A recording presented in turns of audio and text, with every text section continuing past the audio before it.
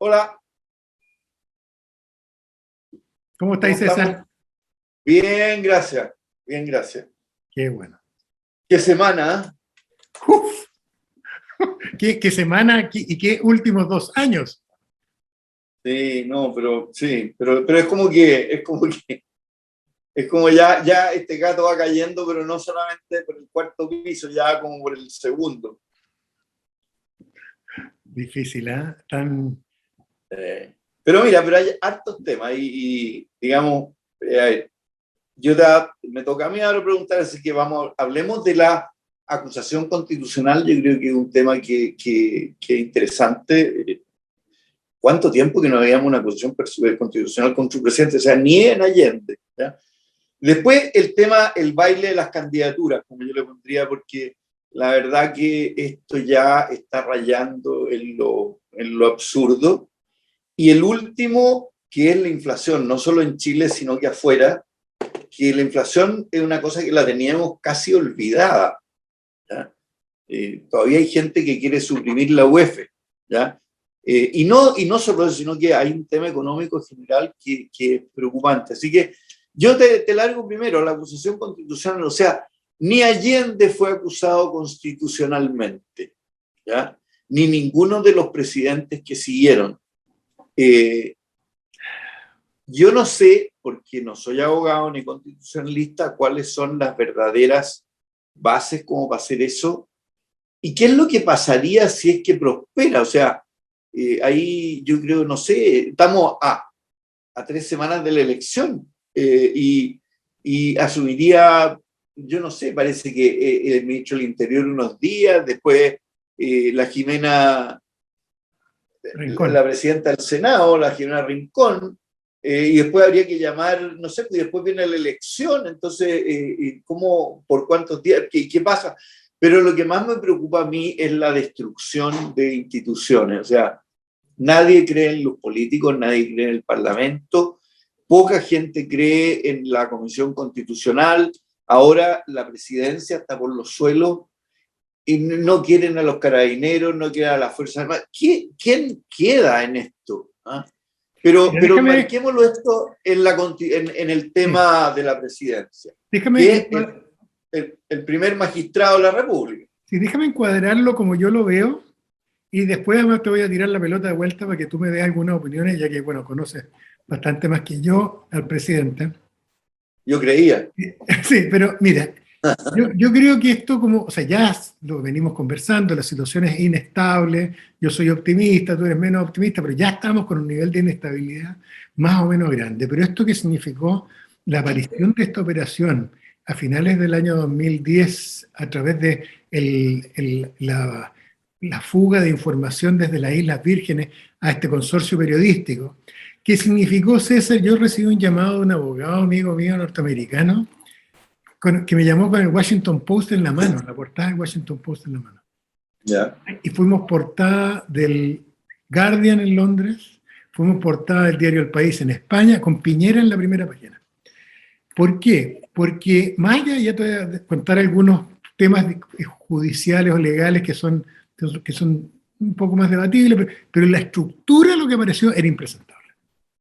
La estructura de lo que apareció son eventos que ocurren cuando él es presidente a finales del 2010, que incluso si uno le cree a él, ¿no es cierto? Y uno dice, ok, él no supo, el que él no haya sabido, él da a entender, y lo dicen también otros cercanos a él, on the record, que esto es una operación que hacen los hijos, y esto en diciembre del año 2010 se firma este contrato que no es con cualquier persona, es con uno de sus mejores amigos, con el Choclo Delano, mismo Choclo Delano de Penta, ¿no es cierto?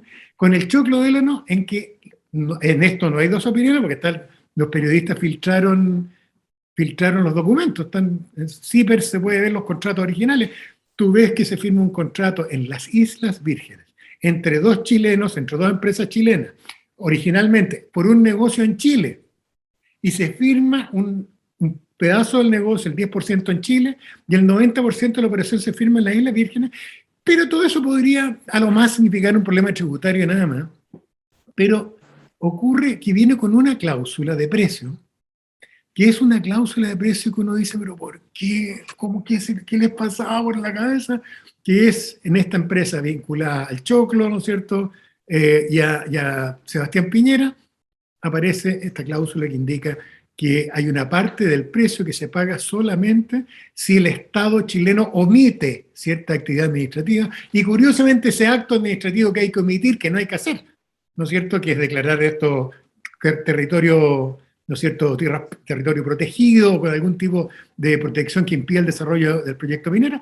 En esas circunstancias se les olvida que el que decide eso es el Poder Ejecutivo y el Presidente de la República, asesorado por ministro, pero el que tiene en su poder el dictar un decreto haciendo eso es él.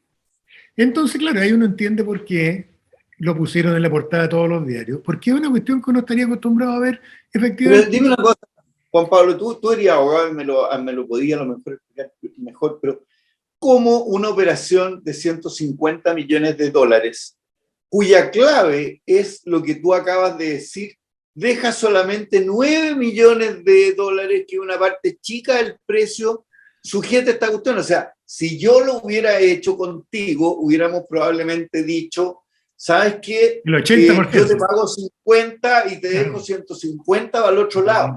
Y lo otro es, ¿quiénes fueron los abogados? Si esta transacción no la puede haber hecho, o sea, aparecen ahí, no me acuerdo el nombre, los pero abogados de los ex Penta con los abogados del fideicomiso ciego o quien sea, pero deben ser reputadísimos colegas tuyos. Bueno, es que esto yo creo que a propósito de lo loco que es todo esto, piensa que él es presidente. Imagínate, le creemos, César, cosa que yo pongo en duda. Yo a lo menos creo que hay que investigar eso si él no supo, pero imagínate, le creemos. Y él no supo. Pero piensa en el Choclo Delano. ¿Cómo el Choclo Delano y sus abogados son capaces ellos de exponerse a que les diga que esto es un intento de soborno? Porque saben que es presidente de la República el señor, saben que el premio o ese 9 millones de dólares, lo que fuera el porcentaje de él, solo se paga si él no hace algo como presidente, y eso es delito. Entonces, piensa en el Choclo, piensa en los hijos. ¿Qué hacen esto? Hay alguien que puede decir, no, es que yo no sabía que mi papá era presidente de la República, yo no sabía que este premio dependía de que él no hiciera algo. Entonces, es todo loco, no solo lo que tú planteas, César, con toda razón, pero ¿por qué esta cláusula puesta así? Es como si, mira, es como si uno hubiera dicho... Sí, es ponerse una enormidad por una porquería, po. Tal cual. Ahora, yo creo que en lo concreto, César, yo creo que Piñera, y esto tiene una explicación como constitutiva de él, ¿eh? Yo creo que él es así. Los actos que le hemos conocido públicos, el evento de salir del directorio y a la media hora salir del directorio, este evento, no sé, que les indicó una aplicación de una multa, ¿no es cierto?, por no haberse abstenido de comprar acciones, todo eso que conocimos en la campaña anterior. Tú dices, pero ¿por qué? ¿Cuál es la lógica? Hay algo del escorpión aquí, César. Cualquiera sea el resultado de las investigaciones legales, judiciales, cualquiera sea el resultado de la acusación constitucional, lo que nadie puede discutir es que esto es un escándalo, pero además absolutamente gratuito, perfectamente evitable. Innecesario. Innecesario, pero como dices tú, César, tú estás metiendo el dedo en la llaga. Lo grave de esto es como cuando se dio el caso, ¿te acuerdas los casos de corrupción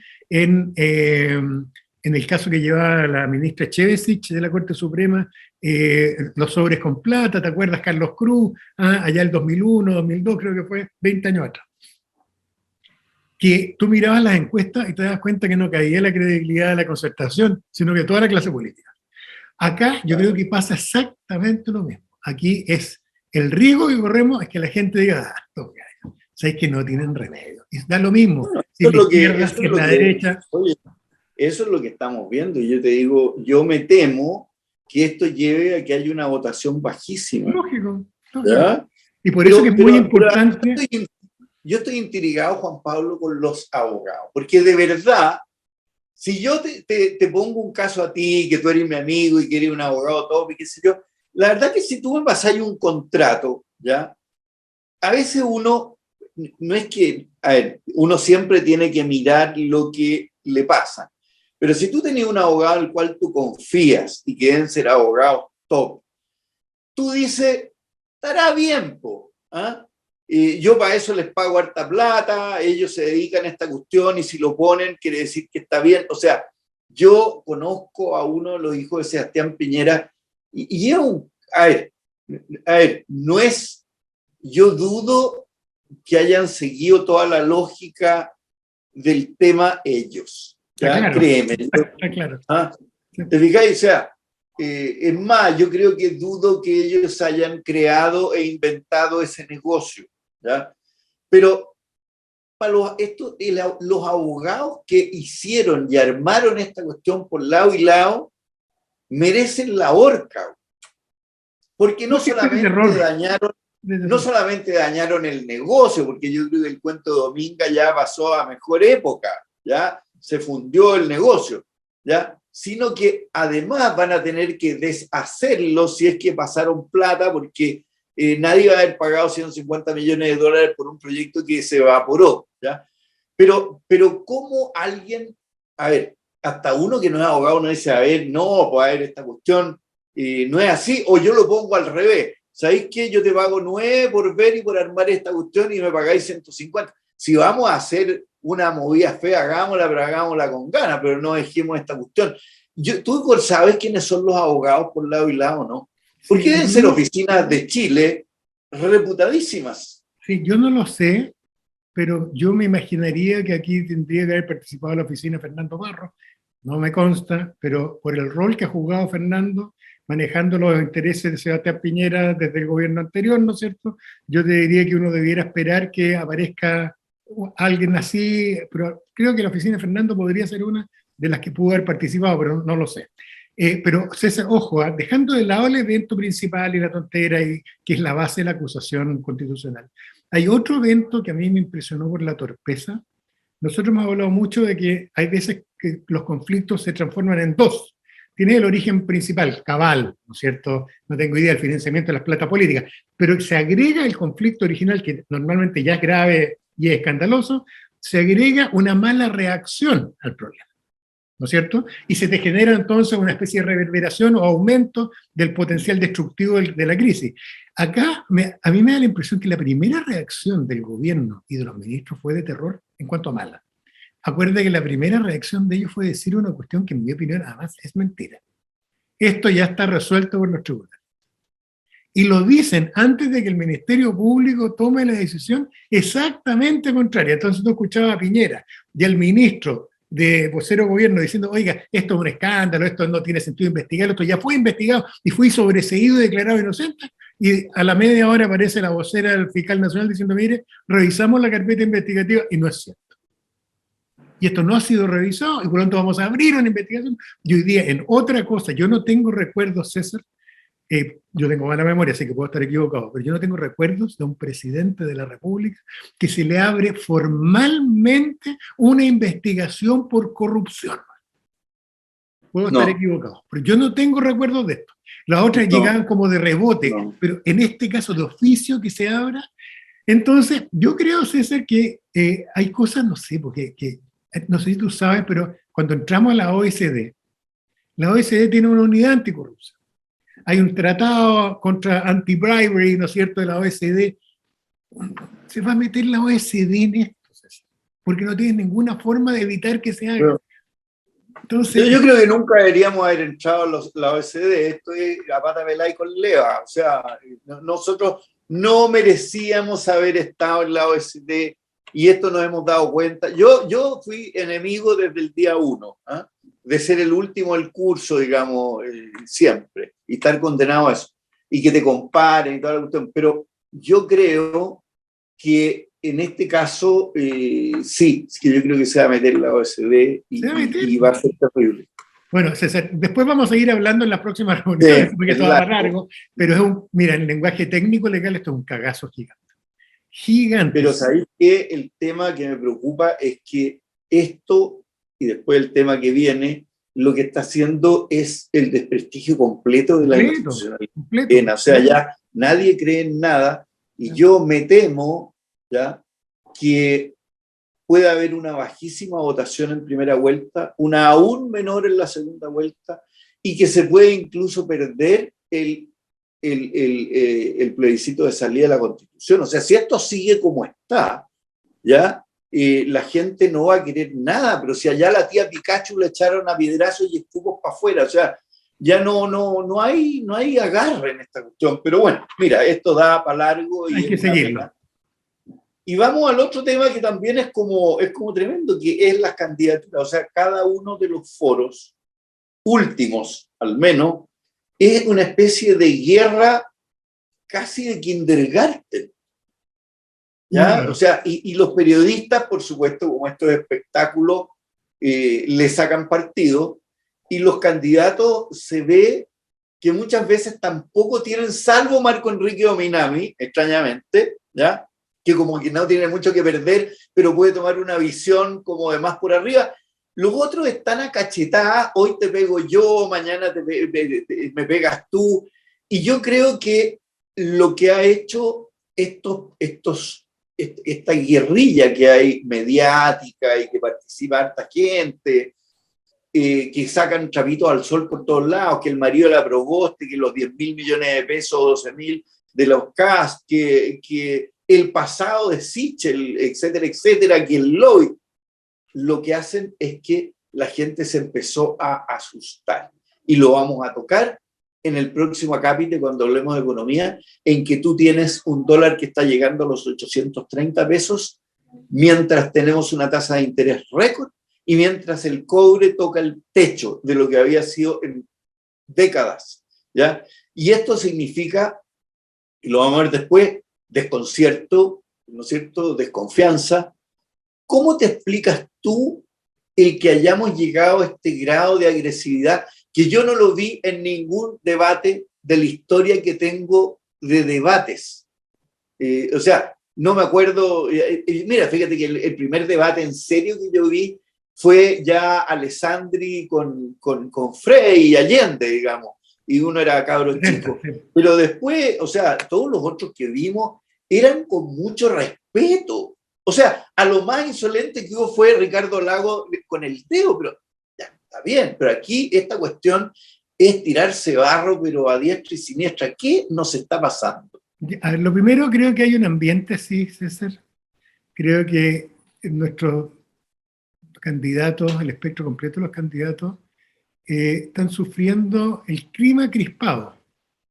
Hay un clima paranoide, hay un clima saltón, hay un clima de trinchera, hay un clima que además no calza con lo que está pasando en la Convención Constitucional. Porque más allá de que al comienzo partió crispado, etcétera, pero tú sabes que en la Convención Constitucional no se va a discutir una constitución de izquierda o una constitución de derecha o un programa de gobierno de izquierda o uno de derecha. Lo que se va a discutir son las reglas del juego. Tú puedes ser del Colo-Colo, yo soy de la UBA, pero aquí vamos a discutir cómo vamos a jugar el fútbol. ¿Va a haber offside? ¿No va a haber offside? Y eso es lo que vamos a discutir. Y por lo tanto, yo estoy apuesto a que va a empezar a desaparecer el clima de crispación en la Asamblea Constituyente, la Convención Constituyente, ahora apenas empiecen en una semana más a entrar en los temas de fondo. Y en paralelo se da esta discusión presidencial que tiene este toque como confrontacional, como dices tú, pero más de temas pequeños, César. Yo entiendo que hay una parte ruda de la política que no nos gusta casi todo, pero lo entiendo. Pero es una parte. Tú no puedes transformar la rudeza en todo. Y por lo tanto, tú tienes que ser capaz de decir cuestiones centrales que calmen a la gente. Por ejemplo, sabéis que, oye, pongámonos de acuerdo todo el Banco Central, no lo toquemos.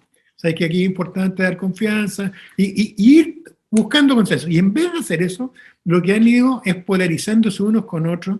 De hecho, me llamó la atención, yo escuché un pedacito del foro hoy día en la mañana en la radio, y escuché un pedazo en que Marco Enrique dijo una cosa que es cierta, él no es precisamente candidato que yo favorezca, pero dijo una cosa que es cierta, que le llamaba la atención, que todos, incluyendo Kast, Sichel, Boric, la Yarna Proboste, todos tiraban programas de largo plazo como si no hubiera convención constitucional trabajando. Y él dice, ¿sabes qué? Aquí deberíamos estar trabajando un programa temporal, con gobierno casi de emergencia, de apoyo. Pero ¿qué es esta cuestión de estar tirando líneas económicas para los próximos 10 o 15 años? Si esto no calza con lo que está pasando al lado. Entonces, creo que ha sido una mala campaña desde ese punto de vista, César. Creo que por mi lado, el sector político de la centroizquierda nos ha hecho mal la sensación de que tenemos ganar la carrera. Y eso nos ha empobrecido el mundo de las ideas. Aquí podrían haber salido propuestas muy bonitas que tranquilicen, que estabilicen a la gente y no entrar en este clima que tú describes. Pero creo que lo que vemos en la campaña, esta falta de ideas de fondo y esta trifulca permanente, tiene que ver con el clima general que hay de crispación. Tengo la impresión, César, que lo que vamos a ver después es que el tema económico puso nervioso a todo el mundo. Ya a esta altura todos sabemos algo de economía en estas cuestiones, todos sabemos que aquí hay algo que está fuera de control en la economía. Y eso agregó a la crisis del presidente de la República, a la crisis institucional que está en marcha, al bicho porquería este, ¿no es cierto?, del COVID, que no sabemos si se va o no, o se queda. Todo este desgaste que hemos tenido generó esta cosa de andar, no sé si has visto, hay un par de escenas que han transmitido los canales de televisión de pequeños choques que se han transformado en batallas campales en la calle en los últimos días, que yo creo que es lo mismo.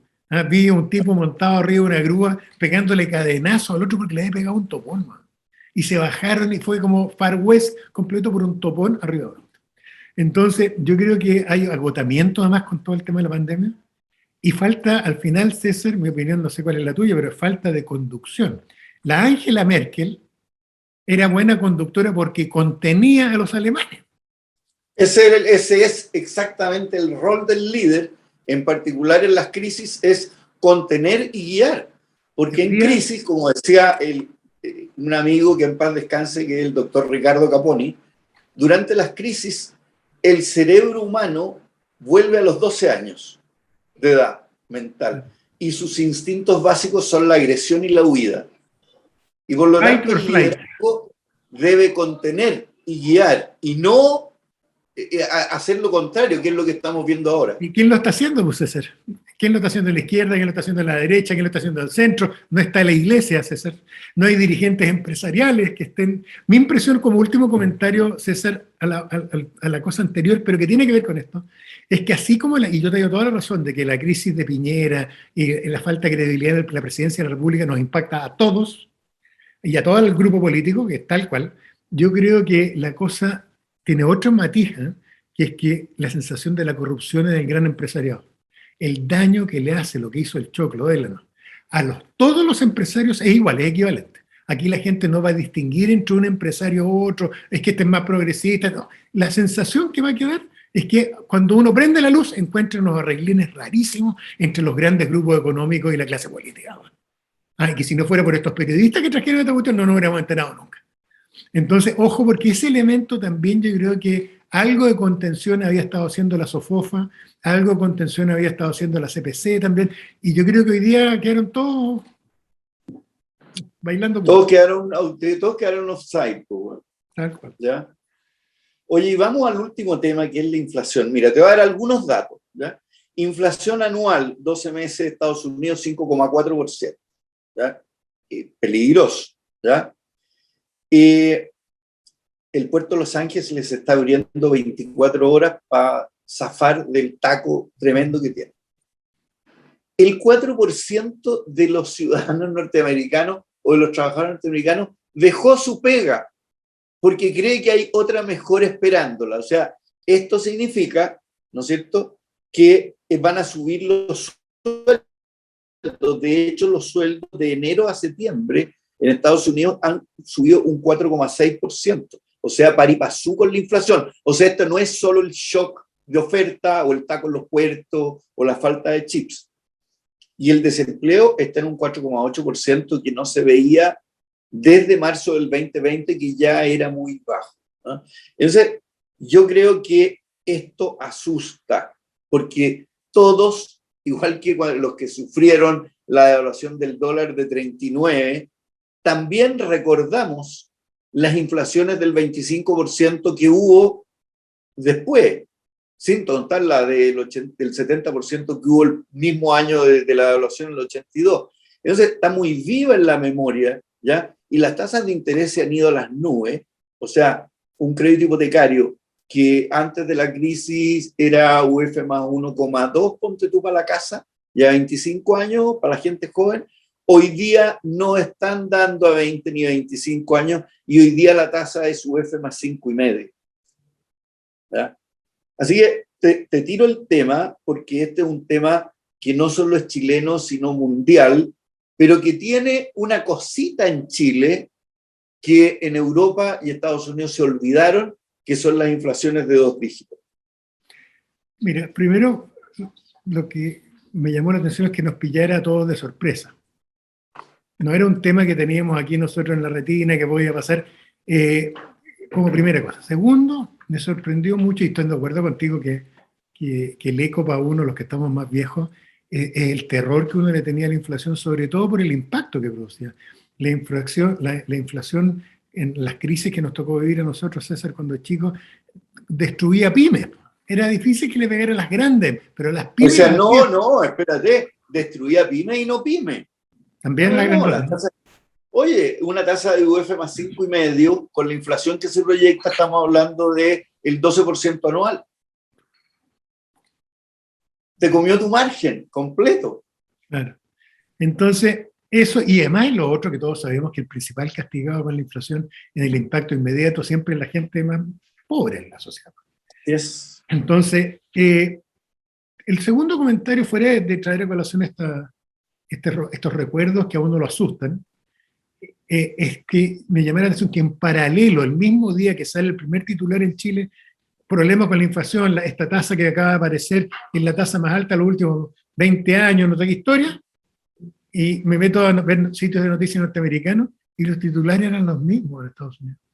Y descubro que en paralelo, simultáneamente, en Estados Unidos también se estaba disparando la inflación, sin que nadie entendiera bien exactamente por qué estaba ocurriendo, pero la misma sensación de desconcierto en Estados Unidos. Incluso me topé ayer, César, que en Turquía, me topé de rebote con artículos sobre Turquía, y la misma situación. En paralelo en Turquía se disparó en las últimas 2 semanas la inflación, sin que nadie entienda exactamente por qué. Ahora, el resumen es que entró, César, en mi opinión, obviamente tú sabes más que yo estas cosas, pero mi impresión es que entró a la cazuela que tenemos desordenada, entró un nuevo elemento de ansiedad, que es la sensación de que, sea porque hemos soltado mucho dinero, ¿cierto?, mucho circulante, por la razón que sea, aquí está habiendo un pedazo de la economía que está fuera de control.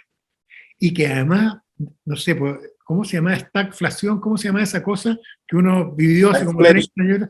Esta cosa que era inflación alta, con alto desempleo y con caída de una cosa que uno no lograba entender, pero que era de terror, porque tenía puras consecuencias negativas y no tenía lado positivo. Entonces, creo que esas cosas a mí me han llamado la atención y no he notado al gobierno ni al Banco Central haciendo una contención a propósito adecuada del tema. Bueno, el Banco Central se ha pegado 2 subidas de tasa potentes. No, sí, yo no te digo en cuanto a la reacción, sino en cuanto a la comprensión del fenómeno. Yo creo que pasamos muchos años de tasas de interés bajas, o sea, de una política monetaria súper laxa, ¿ya? Y cuando no fue suficiente aquello por la pandemia, se recurrió a la política fiscal, que fue sumamente expansiva, y al final, como decía Milton Friedman, money matters. O sea, por algo, no solo está subiendo de precio los chips y los autos y una pila de cosas que están trancadas en la producción. La gente está comprando más, si no los precios no subirían. ¿Y por qué está comprando más? Porque anda más plata dando vuelta, ¿ya? Ahora, el efecto, decían los monetaristas antiguos, de una expansión monetaria se notaba, no sé, 6 meses después, pero lo grave de la inflación es su persistencia en términos que una de las cosas importantes que la determina son las expectativas a futuro de la inflación. Y las expectativas a futuro de la inflación, tú no las matas de a poquitito. O sea, en Estados Unidos fue Volcker a través de una recesión bestial el año 80, ¿no es cierto?, que la impuso. En Chile la matamos también a palos, digamos, la inflación, y todos tienen que acordarse del PEM, del POG y de todo aquello, ¿ya? Pesadilla. Entonces, esto es complejo y por supuesto que en Chile lo que menos te ayuda es la incertidumbre, porque tenemos un dólar que está disparado, o sea, como la cabra se fue al trigo, digamos, ya no lo sujetan. Según me dice gente que sabe, el 90% de la plata líquida de los chilenos ricos se fue, ¿ya? Entonces hoy día, por ejemplo, yo tengo gente que me está llamando y dicen, oye, ¿qué hago? En Estados Unidos cuesta mucho abrir una cuenta corriente. Te revisan hasta abajo las huellas. Entonces te dicen, pero me han contado que en Canadá es más fácil. ¿Qué opinas tú? Vamos a Canadá y la gente está viajando a Canadá a abrir cuentas corrientes y extrañamente a Portugal, ¿ya? Que hay subsidios incluso a la inversión extranjera y qué sé yo. Hoy día el bono peruano se transa mejor que el chileno, porque en Perú hoy día, a pesar de tener un gallo arriba que era como el profesor Artés, pero ha despejado un poco las cosas, o sea, ya pasó, echó a los ministros que eran más malandras, y que aquí está todo por pasar y todo por verse en este ambiente que estábamos describiendo antes, digamos, de incredulidad absoluta respecto de todo el mundo, del presidente, del parlamento, etcétera, etcétera. En esta forma también va a ser muy difícil recurrir a un programa más de shock o más de contención monetaria o de contención fiscal. O sea, la apuesta de se termina el IF, se terminará en noviembre, alguien tendrá los pantalones para quitarlo, cuando hay gente que está ganando el IF, el hombre, la mujer que es la pareja, y además ambos están recibiendo un sueldo, o sea, se están mandando en base a apuntarle sueldos de 1 millón de pesos que llevan varios meses, vamos a bajar de nuevo a los 600.000 pesos. ¿Cómo va a hacer aquello? ¿Va a seguir el Banco Central subiendo las tasas y va a ser implacable o no va a ser implacable? Todas estas cuestiones yo creo que están colgando, aparte de todo lo que hemos hablado, que nos lleva a una situación muy, muy, muy difícil y en la cual los candidatos no se han pronunciado mucho. Además, o sea, están tampoco preocupados de la pelea el chica. liderazgo. ¿Ah? Están preocupados de la pelea chica. Bueno, oye, vamos a lo más simpático ahora, ¿no?